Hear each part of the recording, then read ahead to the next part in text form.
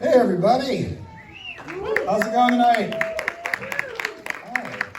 Hi. My name's Logan Crow. I'm the founder and executive director of the Frida Cinema, and I want to welcome you all. Has anyone? Thank you so much. Has anyone ever not been here before? Right in the front row, right on. Okay, welcome. So, yes, you have. So for those of you who don't know the Frida, we are the only nonprofit art house cinema in Orange County. We're proud of that fact. We just turned 10 years last month, which is insane. So first of all, thank you for everyone who's been along for the ride, and welcome new folks. You found us, and I hope you join us for the next 10 years. One of the things we love doing here is kind of giving some context to the movies we play. We play an awful lot of classics, along with newer independent genre films. Kind of mix it up here, but we love kind of pairing films up, doing series, kind of talking about, well, why do we want to play that one? And we get requests from the community as well. Like we always say, the more you tell us what you want to see, the more we can present it. We have 2 screens to play with. We don't play week-long runs, so we can really be flexible with our programming. And we started talking about some of the films we love that we will sometimes play, like really sort of weird cult films. But we'll sometimes play movies that we love that we just know weren't very well received when they came out. And so in talking some of those films, we came up with this idea called the In Defense Of series. So what we're going to be doing as a staff is bouncing around and allowing the next staff member to pick a film that they feel was really wrongfully maligned by critics at the time and is due for defense and reconsideration. And again, art is subjective. You might disagree with that. You might be here because you think this movie's the worst. That's totally up to you. Okay. So to kick it off, I couldn't think of a better film than Howard the Duck. Yes, right? Who loves this movie? Yeah. Okay, keep your hands up. Okay, put your hands down if you love this movie. Okay, keep them up if you love this movie. Put them down if you love it and you think it's bad. Right on, because that can happen. You can love a movie you think is terrible, right? No, it's not. Oh, no, that's all right. Okay, so you think it's terrible. That's totally fine. So just I'm going to say a few words about Howard the Duck, but first of all, a drinking game suggestion, if I may, and I would advise that you take these sips very, very small sips. Take a sip every time there's a duck pun in this movie. Quack this, or, yeah, and Bill, just, little sip of that, and you'll have a good time, I promise. So here's some reviews of the film when it came out. Boston Globe said, Howard the Duck isn't a duck. It's a turkey, and not a golden turkey either. It is one of the worst movies ever made, but without the energy of the kind of bad movie that's fun to watch. DVDTalk.com said, the first big screen adaptation of a Marvel comic book, which by the way is not quite right, makes their subsequent films seem like the flowers that bloom beneath a heavy load of dense fertilizer. New York Daily News, is audience abuse a federal crime? If not, why not? St. Louis Post-Dispatch said, the real question about Howard the Duck is who its audience is supposed to be, which I think is fair. That's a fair one, I think. Time Magazine wrote, the movie is too scuzzy to beguile children, too infantile to appeal to adults. And as Gene Siskel simply asked in his 1-star review, who was this stupid film made for? And as you're watching, especially first timers, you might be thinking the same thing, like, is this for kids? Oh, it's for kids. No, it's not for kids. Wow, okay. And then, no, it is for kids. It's kind of fun that way. I see a hand. Someone's got an eager comment or question. Yeah, what's up?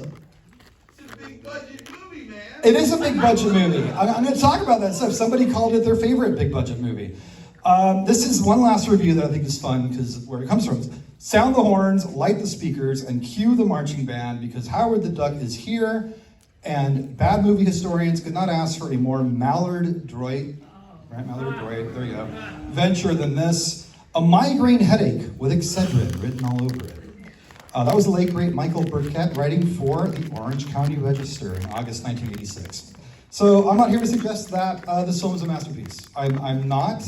Art is subjective, that's just me. There may be some of you here who think it is a masterpiece, and I think that's fair. Again, I just don't know that this film is as bad as it was trashed to be. This is a film that destroyed a directing career. William Hike, he co-wrote Indiana Jones and the Temple of Doom, another movie I'm ready to fight for and defend. Thank you. This was his last movie. That was it for him. There is a story that at the press screening, 2 Universal execs got in a fist fight at the press screening because they were kind of like attacking the other one for being responsible for the film in front of the press screening crowd, and they ended up having a fist fight over it because neither one of them wanted to take responsibility for the movie.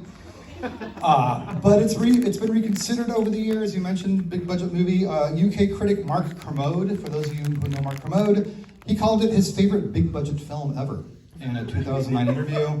A few years ago, Beyond Fest had a 70mm screening that had about 400 people. I understand someone that was there is here. I was Right there. on, okay, Yeah. 2 people, okay, are here. And actress Leah Thompson said at that screening that the event was even more mind-blowing and awesome than the premiere itself over 30 years earlier. So, you know, this will be the first time I'm seeing it on the big screen after almost 40 years since I first saw it at 9 years old. Like a lot of you who are around my age range of 48, within 2.5 to 3 minutes of this film, your little 9-year-old brain was already just kind of like, what did I just see? You know, parents took their kids out to watch this movie, and right off the bat, you'll know what I'm referring to. And then it just kind of continues from there. It's kind of wild that way. You know, very stoked. Follow along as we continue to announce films in the series. We already have next month's film announced. Austin and our team, from our team, has chosen Clifford with Martin Short. Okay, cool. I hear groans and I hear yays. So that's what we expect this series to be, frankly. Curious to know who has seen this movie like a million times, loves this movie, but never on the big screen.